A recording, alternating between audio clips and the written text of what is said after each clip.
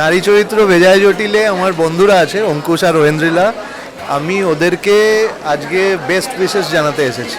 ওকে ওকে বুঝলে, নারী চরিত্র বেজায় জটিল মুভিটার জন্য আমি একটাই কারণে এক্সাইটেড, কারণ অঙ্কুশকে অনেক দিন পর আবার কমেডিতে দেখা যাবে, আর ওর কমেডি টাইমিং অসাধারণ। আমি ভীষণ ফ্যান অঙ্কুশের কমেডি টাইমিংয়ের, তো ওকে আবার কমেডিতে দেখা যাবে বেশ কিছুদিন পর, সেই জন্য আমি ভীষণ এক্সাইটেড।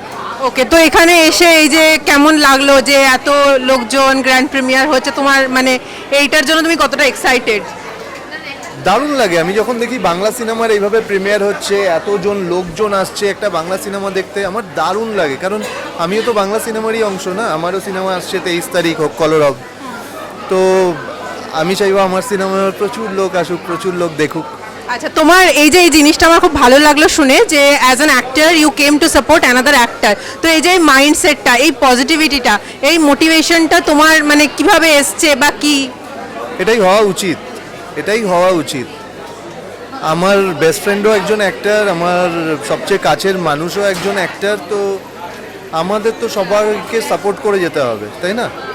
তো এইভাবেই তো এগিয়ে যায় একটা ইন্ডাস্ট্রি। তুমি দেখবে একটা জায়গায়, যেমন আমি কলকাতা সাদার্ন এভিনিউর এক্সাম্পল দিতে পারি তোমাকে, ওখানে দেখবে পর পর পর পর প্রচুর ক্যাফে।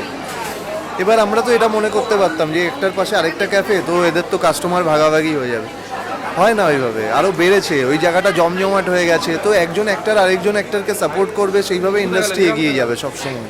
ওকে, তোমার এই কথাটা শুনে খুবই ভালো লাগলো, কারণ আলটিমেটলি তো এটা একটা বিজনেস না, তো বিজনেসে সবসময় একজন আরেকজনকে সাপোর্ট করতে হয়। ওয়াও, তোমার এই ওয়ার্ডসটা আমার খুবই ভালো লাগলো, কারণ আমরা দেখি না মানুষের মধ্যে এখন যেমনি খুব নেগেটিভিটি হয়ে গেছে, কে কত আগে বেরিয়ে যাচ্ছে, কে কত পিছনে, বাট তোমাকে দেখলাম যে তুমি এটাকে এত ভালোভাবে তুলে ধরলে যে 1 পার্সন শুড সাপোর্ট অ্যানাদার। এই যে বললে যে ক্যাফেগুলো একজন আরেকজনকে সাপোর্ট করে, বা এই 1 পার্সন শুড সাপোর্ট অ্যানাদার, এই যে তুমি যে বললে যে তুমিও চাও তোমার মুভিতে এরমভাবে সাপোর্ট হোক, তো এই যে একে অপরকে যে সাপোর্ট করে চলা, এটা তোমাদের মানে কি কি শিখতে পেরেছো বা কিভাবে এই ইন্ডাস্ট্রিতে হেল্প করেছে? ইন্ডাস্ট্রিতে এই যে দেখো, এই যে সিনিয়র মানুষগুলো, ঠিক আছে, অভিরাজ দাও চলে এসেছে, এই সিনিয়র মানুষগুলো সব কিছু শেখায় না আমাদের, বুঝেছো? কি অভিরাজ দা বলো, ওই একজন আরেকজনকে সাপোর্ট করতে হবে।